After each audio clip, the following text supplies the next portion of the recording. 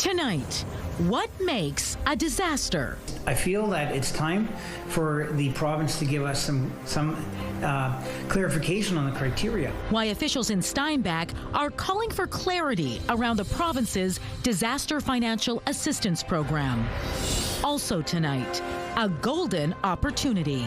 They bought it way back in the day for like $1,000. Now it's worth like $7,000, $8,000, $10,000. Manitobans look to cash in as the price of precious metals soars to new heights. And extreme cold warnings continue tonight for Manitoba and northwestern Ontario. It's going to get even colder before we finally feel some improvement. I'll show you how much colder it's going to get and when we'll finally feel some relief.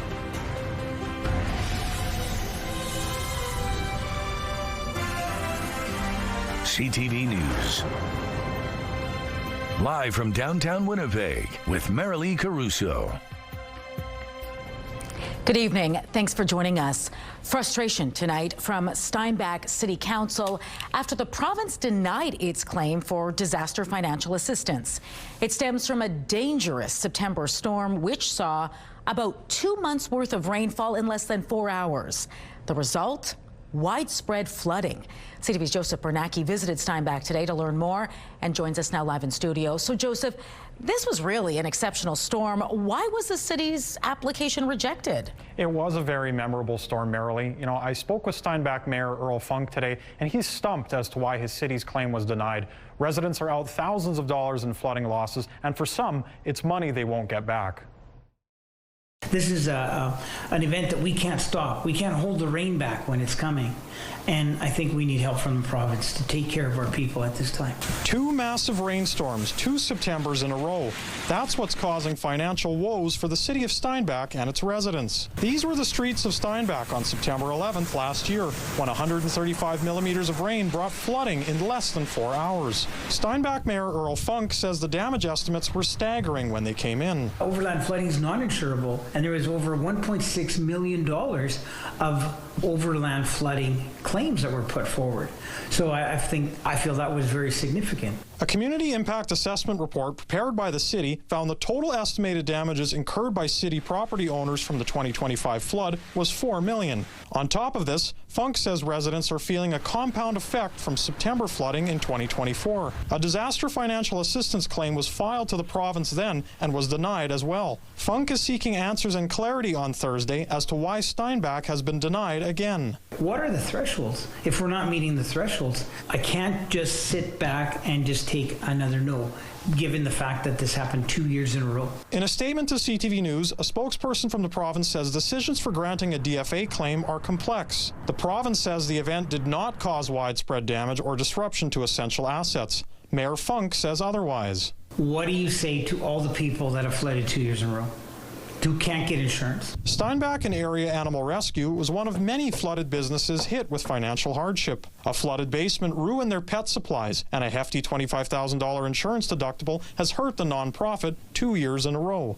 For us to write a check for $25,000 times 2 within a 12-month period that we don't budget for is a big hardship. We reached out for a second time to the province to seek clarity on what they see as the financial thresholds needed for a DFA claim.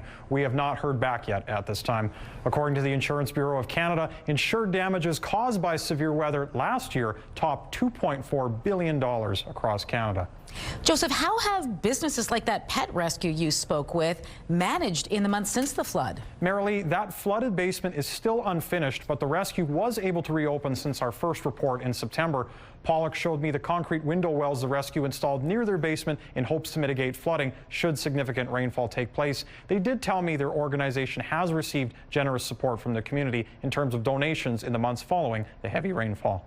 All right, thanks for this, Joseph. 2 men were sent to hospital and a third is in custody after a fight broke out at a St. James Walmart last night. It happened at the Empress Street location shortly after 6 o'clock. According to police, a 27-year-old man was leaving the store when he got into an argument with 2 men he knew. He sprayed them with a fire extinguisher before the fight spilled outside. The situation culminated when someone pulled out a knife and 2 men were stabbed. The suspect made off in a vehicle. However, he was arrested a few hours later. The 2 victims were sent to hospital in stable condition. The investigation is ongoing. Anyone with information is asked to get in touch with Major Crimes. A brutal cold snap has parts of Canada firmly in its grip tonight. Extreme wind chills are pounding the prairies. In addition to us here in Manitoba, chunks of Saskatchewan and Alberta are also dealing with wind chill values varying between -40 and -50 degrees. Ontario, Quebec, and Atlantic Canada, well, they're next. They're bracing for temperatures to plunge them into a deep freeze over the next few days, and that is said to be followed by some heavy snow in parts of those provinces. All right, let's bring in Colleen Brady now. Why not? And take a look at this forecast. You know, when I look on my app, it's hard to believe it's real. I want to power it off and on again. And why are you looking at your app, Marilee? You have me to tell you what's going on. Very cold out there, as you may have already noticed. Temperatures throughout much of the day here in Winnipeg really just bounced around between -30 and -31. Then there's the wind chill values. Much of the day, wind chills felt in the upper -40s at times in Winnipeg, both in the morning and again in the afternoon. The wind chill felt as cold as -48. Well, guess what? It's going to get worse before it gets better. Now, we were just talking about the rest of Canada, so we're not alone. Really, much of North America enveloped in this cold outbreak. We have yellow warnings in parts of Canada, orange warnings here in Manitoba and on either side in Saskatchewan and in northwestern Ontario. Why the distinction between the 2 colors? Well, in those areas where it's yellow, that's where Environment Canada expects the impact will be more moderate. We have some snow that will be falling in some of those areas, but right in the bullseye of that orange, that's where the impact is expected to be high. It already has been, and it's going to be just like that tonight, tomorrow, through much of the weekend. We'll finally see some relief, or more to the point, feel it. I will show you when that will come and when we could see it get cold again. Maybe I'm getting a little ahead of myself. Let's just get through this one, shall we? The CTV Live Eye is brought to you by Bathfit, our exclusive home of the PermaFit solution. In Winnipeg right now, it is -31 degrees. It feels like -47 out there. Thanks to those northwest winds at 31 kilometers an hour, the pressure is rising, and the humidity right now, Marilee, is 63%. Thanks, Colleen. A second person has died at a Manitoba workplace in less than a week. RCMP say a 55-year-old man died at a construction site east of Hamiota yesterday. It's reported he backed a skid steer into a deep hole. His death was confirmed at the scene. The incident comes just 6 days after RCMP say a 42-year-old man was killed when he was pulled into machinery at a food production facility just north of Altona. Got any spare gold kicking around? Now might be a good time to cash it in. The price of gold is skyrocketing, now pushing 6,800 Canadian dollars per ounce. With more on what's behind this, CTV's Danton Unger joins us now live in studio. So Danton, what is driving this spike in gold? Well, Marilee, I spoke with a few experts about this today. They say anytime there's social, political, or economic instability, the price of precious metals goes up. And just to give you an idea of how much of an increase we're talking about here, today alone, the price of gold has increased by more than $100 per ounce. And that's having quite an impact on different industries here in Manitoba, from the mines that pulled the precious metal out of the ground to the jewelers who put it in or on your hand. In the 3 years Winnipeg jeweler Carter Burke has been running Stackhouse Jewelry, he's never seen gold prices like this. This 3 years ago, I'd be able to sell this to the customer for $10,000.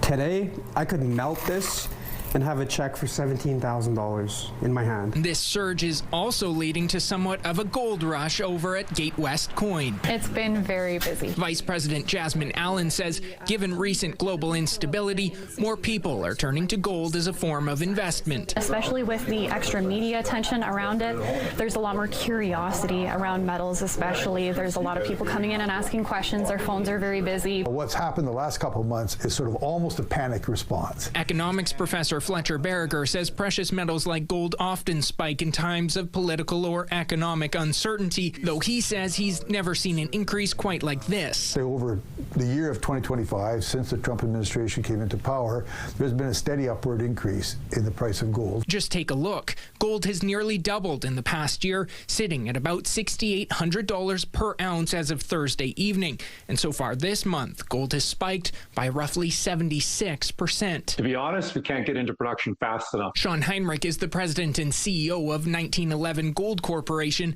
the company that's currently recommissioning the mine near Bassett, Manitoba. In its 100-year lifetime, the mines in this area have produced nearly 2 million ounces of gold. And given the recent increase, Heinrich hopes to get mining activity up and running again later this year. We are moving probably faster than we originally had thought we would, and we're pushing along as quickly as we can. But back at Stackhouse Jewelry, this gold rush is also bringing some challenges. When I'm ordering new stock, it's insanely expensive, and I just hope gold doesn't crash, because then I'm going to lose out on a lot of money. And really, it's not just gold that's seeing this increase. In the past year, silver has also jumped by about 200%. Wow. All right, Denton. How much longer is this spike expected to continue? Yeah, that's the $100 million How much time question. do we have to cash in here? Well, I asked Fletcher Berger at the U of M about that. He says he expects this surge to slow down, though he doesn't expect some big crash. Instead, he guesses the price will likely plateau somewhere around where it is right now, though, of course, only time will tell. That is true. All right, thanks for this, Datton. A new report from Manitoba's Auditor General has found a handful of issues with how the province is managing dialysis services. The report outlines 3 main issues. It says there's no clear strategy connecting what the system is trying to achieve with how it intends to get there. Responsibilities for dialysis services are not clearly defined, meaning it's not always clear who is responsible for what function. And it says funding is not based on expectations, meaning the system doesn't promote efficiency. The Auditor General makes several recommendations, all of which Shared Health and the province say they are working towards achieving. A Northern First Nation is calling on Manitoba Hydro to alter operations of a river diversion in order to save the sturgeon population. A new report commissioned by Tatasqueyak Cree Nation says the Crown Corporation's Churchill River diversion has altered water flow and depth in the region, and Tatasqueyak, located at Split Lake northeast of Thompson, says it's decimated ecosystems, causing lake sturgeon populations to plummet. All animals have a rhythm. The river has a rhythm. The diversion operates in opposition to that rhythm. And Manitoba Hydro must operate the diversion in sync with the natural flow regime of the river for the sturgeon to survive. The report recommends Hydro adjust Churchill River's water flow to rehabilitate the sturgeon population and surrounding ecosystem. Manitoba Hydro tells CTV News it's been working with the First Nation since 2011 to study and understand lake sturgeon populations. A Hydro spokesperson says the Crown Corporation is reviewing the study's findings and recommendations. City councillors have backed off a plan to remove bird-friendly window standards to new and retrofit buildings near malls and major traffic corridors. The city seemed poised to rescind the bylaw just last month, largely over concerns it would stymie residential housing development and because of the cost of materials. However, Councillor Janice Lukes introduced a motion at Wednesday's special meeting of council to keep the requirement in place, which was carried. It requires bird-friendly window treatments up to 16 meters above ground level or to the top of the mature tree canopy, whichever is higher, to the satisfaction of the director. A new display at the Royal Aviation Museum of Western Canada is highlighting the growing role drones are playing in emergency response. It reflects how the technology continues to evolve and how it directly impacts our lives in ways that we don't immediately realize. Winnipeg Fire Department's drone program display shows the support remotely piloted aircraft systems provide for fire suppression, search and rescue, incident assessment, and public safety. The drones featured in this exhibit have become an increasingly valuable part of our emergency response operations. Equipped with thermal imaging tools, aerial monitoring systems, they provide our responders with real-time insight during active incidents. That help identifies heat sources, structural risks, and potential dangers before crews enter a site. The Fire Paramedic Service implemented drone technology around 9 years ago. Still to come tonight, gambling on a plan to bring Canadian tourists back across the border. I want to make sure that Canadians know you still have a lot of friends in America. With many Canadians still refusing to visit the U.S., several Las Vegas hotels have a new plan to bring you back. We'll explain after the break.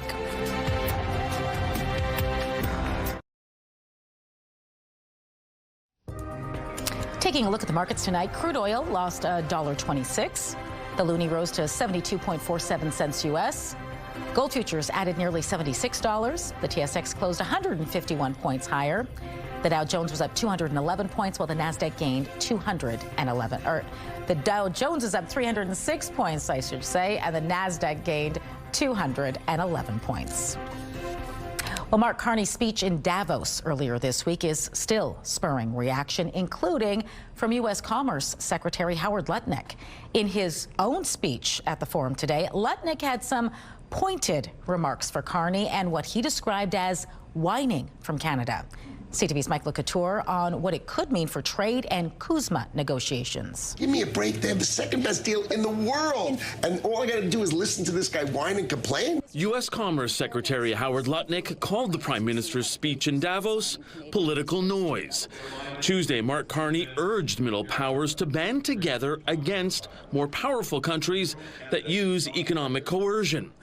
Lutnick warned those words will be remembered during this summer's trade review. They have USMCA, which means 85% of the Canadian economy comes into the United States for zero. And there he is complaining that he's going to go to China and improve it. Canada's finance minister pushed back on those comments. Prime Minister said a lot of things that people thought, and he had the courage to say it loud. I think Canadians have understood by now that diversification is key. Meanwhile, the reverberations of Carney's message continue to be felt with other world leaders. I think we have a lot of Europeans who are in this first camp of multilateralism, whereas the American administration is driving multipolarity.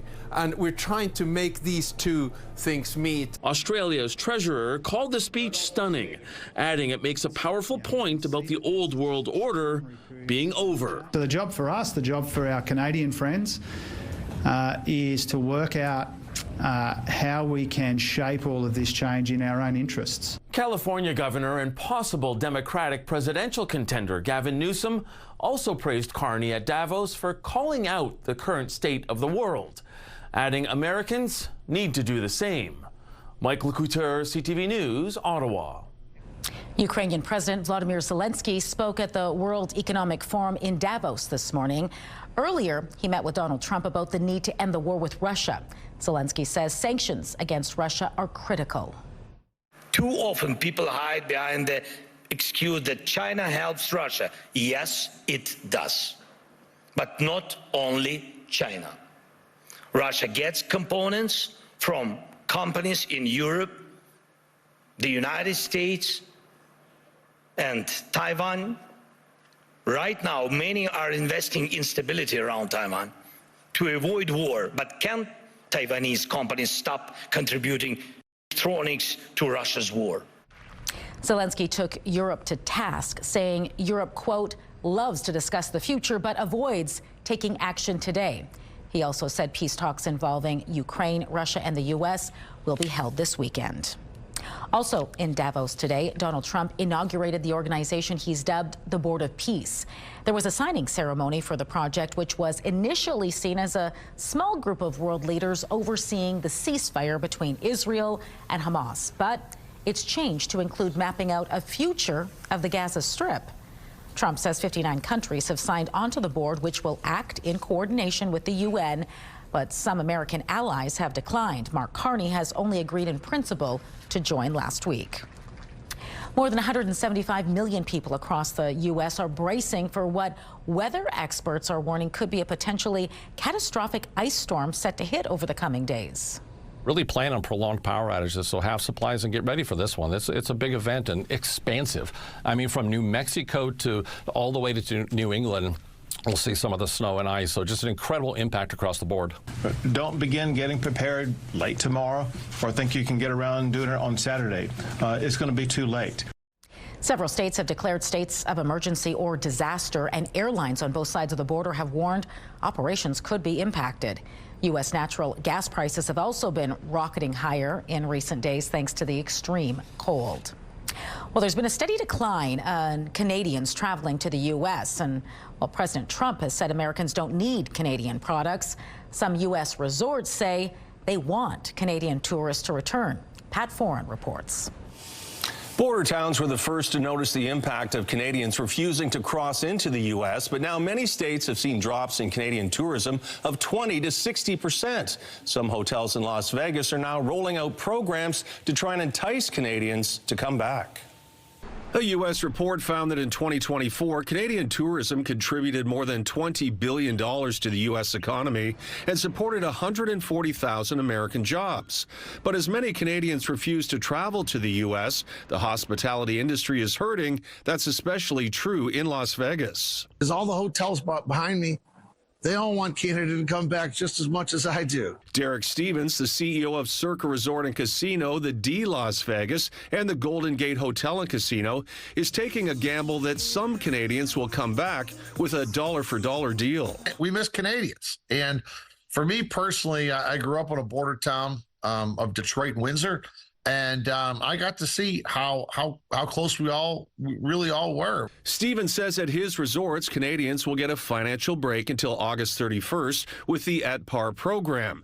Canadian guests will receive $1 U.S. in value for every Canadian dollar spent, regardless of the daily exchange rate. I want to make sure that Canadians know you still have a lot of friends in America. I understand why they're doing it. It's been really hard on American tour operators, the loss of the Canadian visitor.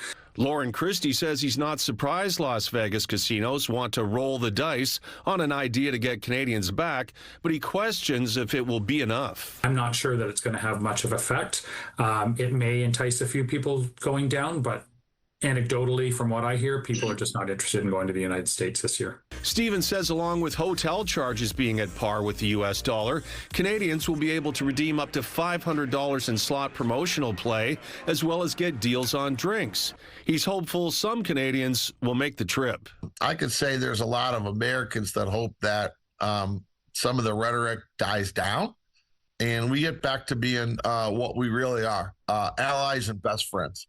As Canadians shun U.S. travel, you can expect to see more promotions to try to get you to cross the border. But as long as tensions remain, even a dollar-for-dollar deal may not be enough to get Canadians to visit the U.S. On your side, I'm Pat Foran. Marineland has reportedly presented a plan to the federal government to ship its remaining whales and dolphins to several institutions in the U.S. The Canadian press is citing several sources with Marineland who say the Niagara Falls theme park has a narrow window to ensure the safe transfer of 30 whales and 4 dolphins. It's given Ottawa an imminent deadline to issue export permits, or it will proceed with its backup plan to euthanize the whales and dolphins. The Office of the Federal Fisheries Minister says the export permit applications will be reviewed as soon as possible. A British bunker designed to monitor nuclear threats during the Cold War has had its cover blown. The decommissioned bunker is now fully exposed and hanging precariously thanks to erosion along the coastline. It was built in 1959 as a lookout station and at that time was about 90 meters from the cliff's edge. Officials say the coastline in this area of East Yorkshire is now eroding around 2 meters a year. So they play heavy, hard hockey, and nothing's going to change. The Winnipeg Jets get set to battle it out against another team hungry for points. Plus, the stage is set for tomorrow's Scotty Tournament of Hearts, and this year, opportunity is knocking. Brace yourself. You know how I said it was going to get worse. It's not so much the daytime highs. They're going to be cold like today. It's the overnight lows. Minus 37, our forecast low on Saturday. That's the air temperature. That's not the wind chill. Minus 26 and sunny on Sunday. Jump for joy, folks. More tolerable winter temperatures return on Monday. Minus 16 degrees with a chance of flurries. Then it's going to get a little colder again as we get to the midweek. By Wednesday, a high of just minus 20.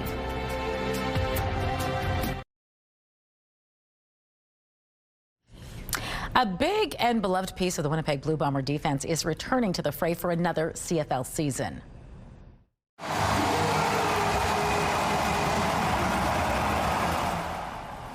Defensive end Willie Jefferson has agreed to a one-year contract extension. The fan favorite is a six-time CFL All-Star and was the league's most outstanding defensive player back in 2019. He racked up 3 sacks, 1 forced fumble, and a league-best 16 pass knockdowns in 2025. The 2026 season will be his 7th in blue and gold and 12th in the CFL. Jefferson was slated to become a free agent in February. The Scotties Tournament of Hearts gets underway tomorrow in Mississauga, Ontario, and this time the field is open for a shakeup with the 5-time champion Rachel Homan not coming to defend the title. Homan's rink is sitting this year out as it prepares for the Olympics. That means 4-time champ Carrie Anerson from Gimli will don Team Canada colors instead. Caitlin Laws dropped the Manitoba final but picked up the final berth in the field thanks to a slim lead over the number 5 team in the Canadian rankings. And the 3rd Manitoba team in contention is Beth Peterson's rink, which curls out of Assiniboine Memorial Curling Club. Peterson emerged from a deep Manitoba field with playoff wins over Kate Cameron and Laws. The Scotties kick off tomorrow and run until February 1st. It's a heavyweight matchup for the Winnipeg Jets tonight against the defending Stanley Cup champion Florida Panthers. Even with, if they're banged up with their injuries, no matter what, they're still a real competitive team. And proven that the last few years, they play heavy, hard hockey, and nothing's going to change. It's one of those games, if you're not ready to throw it back at them, it can be a long night. This is the first matchup of the season between the two clubs, and Jets coach Scott Arniel says both teams are hungry for points as they try to crawl back into the playoff spots in their respective conferences. Winnipeg is coming off a 3-1 win over the St. Louis Blues Tuesday. I think, we still believe that if we can keep stacking wins, we can keep, putting together good stretches like we have this recent stretch that, we can get ourselves back in the race. We haven't gained as much ground as I think you would have hoped with, picking up as many points as we have, but at the same time, we're going to play the teams ahead of us. It's important that you take care of those games, but you don't look too far ahead. The Jets have now won 3 straight versus the Panthers at Canada Life Centre. Connor Hellebuck should get the start in this one. Puck drop is slated for just after 7 o'clock. The Hockey Report, brought to you by Santa Lucia Pizza. Check out the game day special.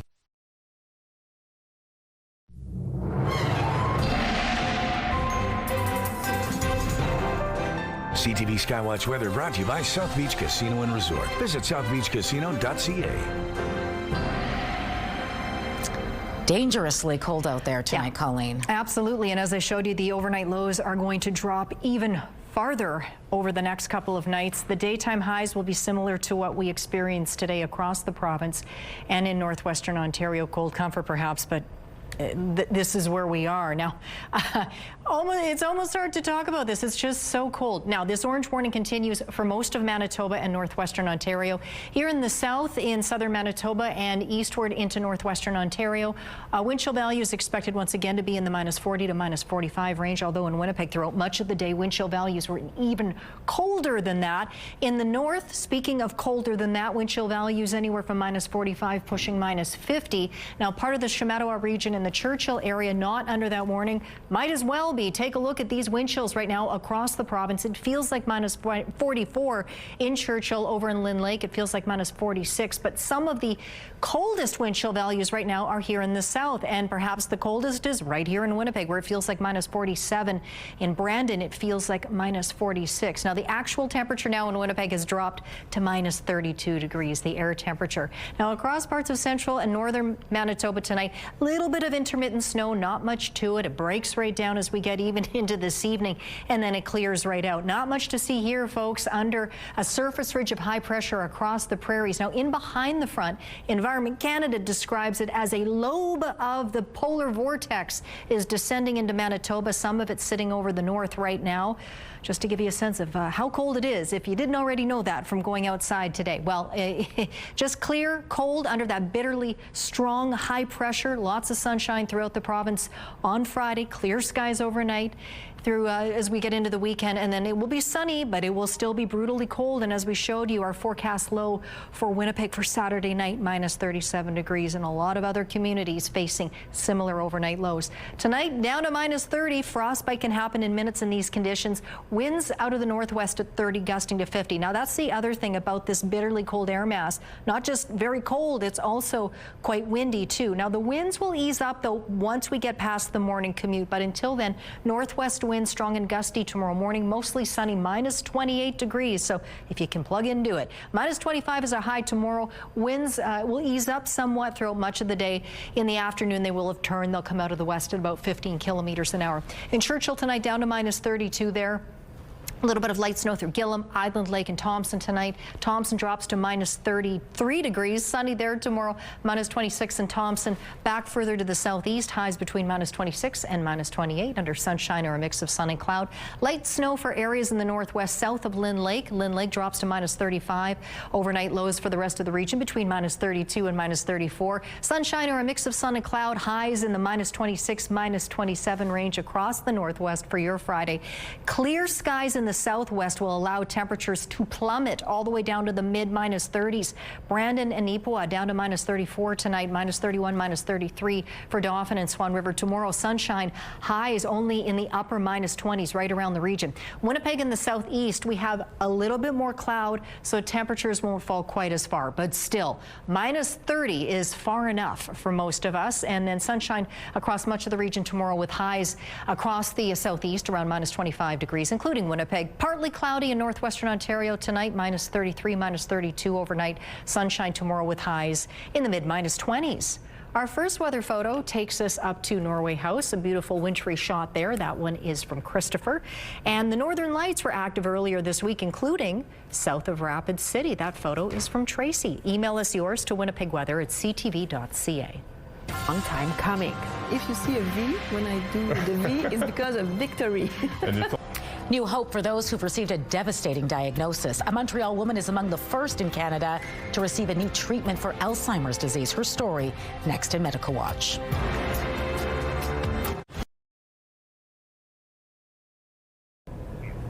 Alarming new data shows extreme violence online is on the rise in Canada, and the Canadian Centre for Child Protection says teen girls are the main target.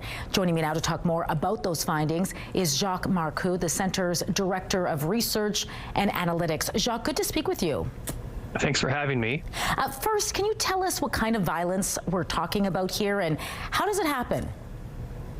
Right, so this is a bit distinct from the usual online sexual exploitation that we encounter. This is, it's some of that, but it's also then layered on with some violent acts. So we see offenders who will connect primarily with young girls, and they will coerce them into forms of self-harm. It could be things like cutting themselves. It could be things like disordered eating. In some cases, it could be coercion and trying to entice them to hurt someone else, maybe a sibling or even a pet in their house. So we've seen this creep up in our reports over the past couple of years, and this report here that we put out was just to raise the alarm. Just how common is it becoming? What are you seeing? So we have seen about a doubling year over year. In total, we've had about 130 cases over the past 3.5 years. Last year, or this year's number, the one that numbers for 2025 are a doubling over the numbers we have for 2024.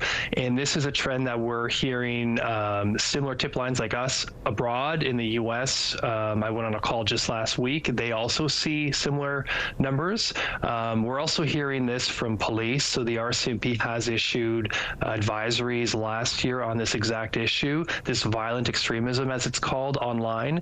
And so, yeah, it's a growing trend, and it is on the radar of groups like us and also the authorities. Definitely concerning. What sort of platforms are offenders of these crimes favoring? So when we talk about online sexual exploitation, our records show it happens a lot on Snapchat and Instagram. When we talk about violent extremist type incidents that are coming in, we see it play out primarily on Discord would be the main place we see it. So Discord is a platform where people can communicate in different ways, but especially in group chats that are more closed off and are harder to see into.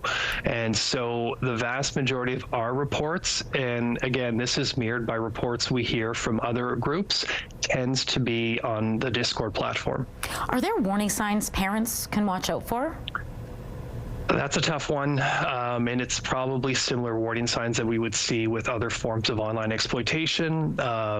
You know, is your kid suddenly socializing less with their friends? Are they going kind of more inside of themselves, more introverted, and maybe having less conversations within the household at home? It's a number of signs. It's a bunch of red flags that can be difficult to track for parents, and I think that's why parents have to continue to have lots of conversations with their kids, ongoing conversations about online safety, about what they do online, about who they communicate with. It's very challenging because some kids, it might be more obvious for parents that something's going on, and for some they may never see it coming. Yeah, so difficult. These devices are so integrated in our lives. What else can we do to put a stop to this? Well, we talk a lot about parental responsibility and end user responsibility. The reality is that the people who do these things to kids, they're really good at it. So offenders exchange tactics in groups that we see online. And so it's, you know, you've got 13-year-old kids up against people who are well versed in these sort of scams and tactics. So we think as an organization that we need more than just reminding parents what they can do and reminding kids, in some cases as young as 11, what they can do. We think that there's a need for online legislation in Canada. There's been a lot of conversation about that over the past week. In Australia and a lot of countries are talking about the need to bring in more stringent regulations for tech companies who want to put products and services in the hands of our kids. We think there should be some pretty strict guidelines in terms of what those services allow kids to do online and what it allows potentially strangers to do online as well when they reach out and communicate with your kids. Well, Jacques, we want to thank you for your time tonight and getting this on our radar. Much appreciated. Thank you. If you think your child or a youth you know is being targeted or exploited, you can always report it to cybertip.ca, and you should also call police.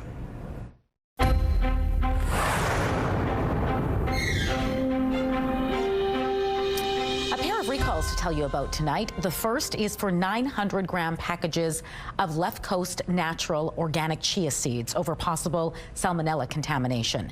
According to the Canadian Food Inspection Agency, the affected products have best before dates of November 13th and 14th of this year. They were sold here in Manitoba, as well as in Saskatchewan, Ontario, Alberta, and BC. So far, there have been no reported illnesses. The other recall is for Angry Orange stain removers in Orange Twist and Fresh Clean Scents. Both products have expiration dates before October 7th, 2027. This is due to the presence of a bacteria the CFIA says could cause serious infections in people with weakened immune systems. To date, no illnesses have been reported in Canada or the United States. There's a new medication that can help slow the progression of Alzheimer's, and a woman in Montreal is among the first in the country to receive it. Sweta Rassi explains. Nathalie Allard was just 54 years old when she got the news that changed her life forever. She was diagnosed with Alzheimer's disease. Yeah, a big shock. Scared, everything. Since then, she says she stopped going to work, she can no longer drive, and she finds herself relying more and more on the support of her husband, Marc-André Lefebvre. We didn't know what to do, how to deal with this thing. Now at 56, Allard is facing something new, hope. She's among the first in Canada to receive a new treatment designed to slow the progression of Alzheimer's. It's called lecanemab, and it was finally approved by Health Canada in October of last year. The journey was a long time coming. If you see a V when I do the V, it's because of victory. And it's also because of 2 years of waiting. For the next 18 months, Allard will have to get regular infusions. It could slow cognitive decline by 30% in patients diagnosed early. Dr. Paolo Vitali is a neurologist. They have prolonged autonomy for 1 year compared to the treated individuals. According to national data, in Canada, dementia is expected to more than double over the next 20 years. This therapy costs around $30,000, and access is limited as not all provinces provide full coverage. Our population is getting older and older. We are expecting more prevalence of Alzheimer's disease in our population. For the couple, this new treatment represents something invaluable: time. Maybe we will do a fantastic trip one day. Maybe we will see a super sunset. Maybe we will be witness to the birth of our grandchildren. And not a moment taken for granted. Sweet Arasi, CTV News. Medical Watch is brought to you by Manukin Koster Denture Clinic.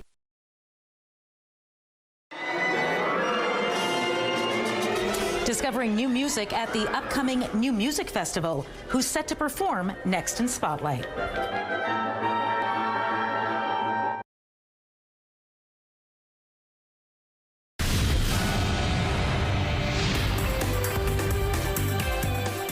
Spotlight, sponsored by the Casinos of Winnipeg, presenting the Roadhammers with Doc Walker. The 35th edition of the Winnipeg New Music Festival is now underway. The festival is back Friday evening with a performance entitled Sunrise at Centennial Concert Hall.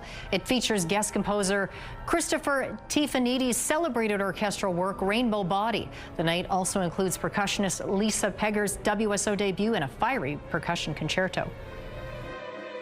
It has a full orchestral percussion section in the back as well, but I'll be featured up front performing a wide array of musical percussion instruments in multi-percussion fashion. One large drum setup on one side of the stage, and then a multitude of keyboard instruments on the other side of the stage. The Winnipeg New Music Festival runs through January 29th. A full schedule and tickets are available through the WNMF website. The nominations for the 98th Academy Awards have been released. Get back inside. Sinners scored 16 nominations, the most ever. It includes nods in most of the main categories, including Best Picture, Actor, and Director. Another top contender is Paul Thomas Anderson's thriller One Battle After Another. It scored 13 nominations. There were also some notable snubs. The musical Wicked for Good was shut out, despite its predecessor scoring 10 nominations last year, including Best Picture. In the apartment across from me lived a family. That night, everything changed. Meantime, some Canadian content is among the nominations tonight. The National Film Board of Canada's animated short, The Girl Who Cried Pearls, has been nominated for Best Animated Short Film. The Oscar ceremony will be held on March 15th. The Eagles have made music history.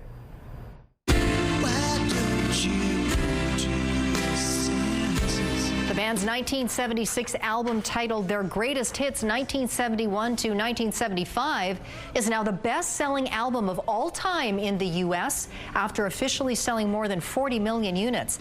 That's according to a new certification from the Recording Industry Association of America. The Eagles formed in the early 1970s and mastered the mix of rock and roll and country music. Their hits, including Hotel California, Take It Easy, and Desperado, became part of the soundtrack of that decade. Your Thursday primetime lineup kicks off with Hell's Kitchen at 7, 911 Nashville comes next at 8, and catch Grey's Anatomy at 9, and Georgia Mandy's First Marriage winds up at 10. It's all right here tonight on CTV. You don't see discoveries like this very often.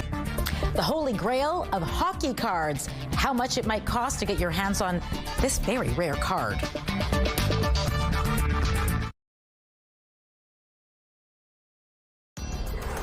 Women's clothing provided by RW & Company. Salon services provided by S&T Spa Salon.